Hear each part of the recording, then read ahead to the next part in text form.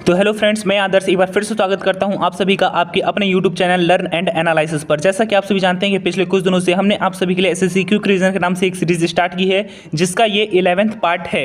इससे पहले भी हमने 10 पार्ट करा रखे हैं। अगर आपने वो हमारी वीडियोस नहीं देखी हैं तो आप हमारी प्लेलिस्ट को चेक कर सकते हैं, जिसका लिंक आपको डिस्क्रिप्शन बॉक्स में मिल जाएगा, या फिर आप चैनल में जाकर भी प्लेलिस्ट से चेक कर सकते हैं। ओके, ये हमारा मौर्योत्तर काल का पार्ट 2 है। पार्ट 1 हमने करा रखा है। अगर आप भी हमारे साथ जुड़कर डेली वीडियोस पाना चाहते हैं एसएससी 2024 के लिए, तो सब्सक्राइब करें हमारे चैनल को और बेल आइकन को भी प्रेस कर दें, जिससे कि सारी वीडियोस की नोटिफिकेशन आपको मिल जाए। तो चलिए हम ज़्यादा टाइम वेस्ट न करते हुए स्टार्ट करते हैं। तो देखिए दोस्तों, यहाँ पर आपका पहला क्वेश्चन पूछ रहा है कि शक संवत किसने और कब प्रारंभ किया था। तो जो आपका शक संवत है ये कनिष्क ने 78 ईस्वी में पूरा प्रारंभ किया था। ठीक है ना, शक संवत को कनिष्क ने 78 ईस्वी में प्रारंभ किया था। आपका अगला क्वेश्चन है बौद्ध धर्म का संरक्षक कुषाण शासक कौन था। तो बौद्ध धर्म का संरक्षक जो कुषाण शासक था वो कुषाण ही था। ओके, आपका अगला क्वेश्चन है कला की गांधार शैली किसके शासनकाल में पनपी थी। तो जो कला की गांधार शैली है ये कनिष्क के शासनकाल में पनपी हुई थी। प्राचीन काल में कौन कलिंग का एक महान शासक था। तो प्राचीन काल में जो कलिंग का एक महान शासक था वो खारवेल हुआ करता था। ओके, कौन हुआ करता था? खारवेल हुआ करता था।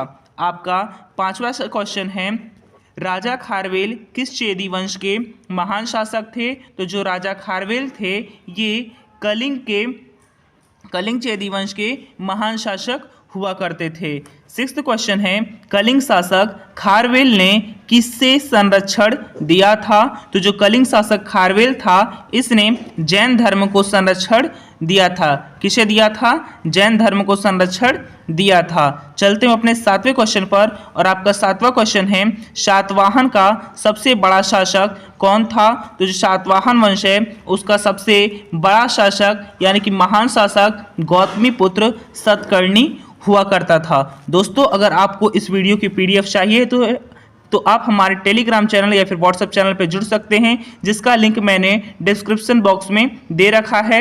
चाहे तो आप हमारे यूट्यूब चैनल के अबाउट सेक्शन से भी लिंक पे जाकर हमारे चैनल पर जा सकते हैं, जहां पर आपको सारी वीडियोस की पीडीएफ मिल जाएगी। ओके, चलते हैं अपने अगले क्वेश्चन पर, और आपका 8th क्वेश्चन है विद्या की सबसे पुरानी पीठ कौन सी थी। तो विद्या की जो सबसे पुरानी पीठ है ये तक्षशिला हुआ करती थी। यहाँ पर प्राचीन काल से ही चिकित्सा और विद्या की शुरुआत रहती है।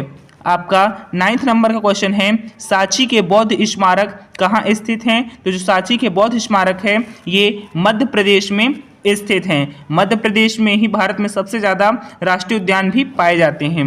10th क्वेश्चन है यहूदियों के धार्मिक पाठ का नाम क्या हुआ करता था। तो यहूदियों के धार्मिक पाठ का नाम मूसा संहिता था। ओके, आपका 11th क्वेश्चन है अश्वघोष राजा किसके दरबारी कवि थे। तो जो अश्वघोष राजा हैं ये कनिष्क के दरबारी कवि हुआ करते थे। ठीक है, 12th क्वेश्चन में है पूछ रहा है भारत में स्वर्ण सिक्कों को बड़े पैमाने पर जारी करने वाला पहला राजा कौन था। तो स्वर्ण सिक्कों को जारी करने वाला पहला राजा कुषाण था। कौन था?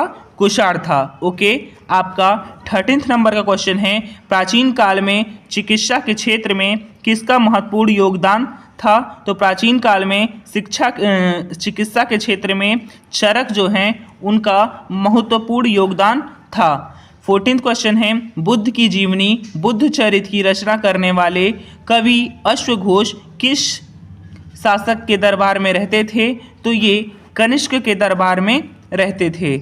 आपका अगला क्वेश्चन है भारत में कुषाणों की दूसरी राजधानी क्या थी। तो भारत में जो कुषाणों की दूसरी राजधानी है वो मथुरा हुआ करती थी। ठीक है दोस्तों, 16th क्वेश्चन में पूछा जा रहा है किस राजवंश के शासक गौतमीपुत्र सतकर्णी थे। तो सातवाहन राजवंश के शासक गौतमीपुत्र सतकर्णी हुआ करते थे। आपका अगला क्वेश्चन है कण्व वंश की राजधानी क्या थी। तो जो कण्व वंश की राजधानी है ये पाटलिपुत्र थी। क्या थी? पाटलिपुत्र थी। 18th क्वेश्चन है अंतिम मौर्य सम्राट बृहदित की हत्या कर किसने शुंग वंश की स्थापना 185 ईसा पूर्व में की थी? तो पुष्यमित्र ने बृहदित की हत्या करके शुंग वंश की स्थापना 185 ईसा पूर्व में की थी। आपका 19th क्वेश्चन है, किस राजा के शासनकाल में ईसाई धर्म प्रचारक सेंट थॉमस भारत आया? तो गोंडोफिरनेस के शासनकाल में ईसाई धर्म प्रचारक सेंट थॉमस भारत आया था। किसके? गोंडोफिरनेस। ओके। आपका आज का 20th और लास्ट क्वेश्चन है, कुषाण काल में सबसे अधिक विकास किस क्षेत्र में हुआ था? तो कुषाण काल में जो सबसे अधिक विकास है ये वास्तुकला के क्षेत्र में हुआ था। दोस्तों मैं आपको सुबह 11:30 बजे 20 क्वेश्चन प्रीवियस ईयर के जो कि एसएससी एग्जाम में पूछे जा चुके हैं 2024 एसएससी के लिए रिवाइज कराता हूं। लेकिन कल से ये सीरीज़ ऐसे नहीं चलेगी, क्योंकि हर 2 दिन में अब मैं आप सभी के लिए 50 क्वेश्चन लेकर आऊँगा। टाइमिंग हमारी यही रहेगी 11:30 बजे। लेकिन वीडियोस जो आपको डेली दी जाती थी वो अब एक दिन छोड़ कर दी जाएंगी। इसमें आपको 10 क्वेश्चन का फ़ायदा होगा। हर दूसरे दिन आपको 50 क्वेश्चन की सीरीज़ लाई जाएगी और वो सारे क्वेश्चन प्रीवियस ईयर के होंगे, जिससे कि हमारा कम टाइम में ज़्यादा से ज़्यादा रिवीजन हो सके। और अगर आप भी हमारे साथ जुड़कर इसकी तैयारी अच्छे से करना चाहते हैं तो चैनल को सब्सक्राइब करके बेल आइकन को प्रेस कर दें।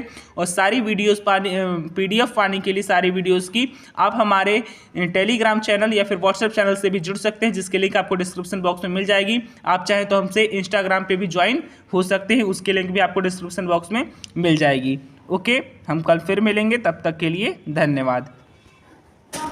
तो दोस्तों ऐसे करके हमारे आज के 20 क्वेश्चन पूरे होते हैं। हम कल फिर मिलेंगे ठीक 11:30 बजे। अगर आप भी हमारे साथ जुड़कर SSC GD, railway, army, Agniveer, SSC, SSB, all states police या फिर स्ट्रेटेजी की वीडियोस रोजाना पाना चाहते हैं तो सब्सक्राइब करें हमारे चैनल को, बेल आइकन को भी प्रेस कर दें, जिससे कि आने वाली सारी वीडियो की नोटिफिकेशन आप तक पहुँच जाए। और वीडियो अच्छी लगी हो तो वीडियो को भी लाइक कर दीजिएगा।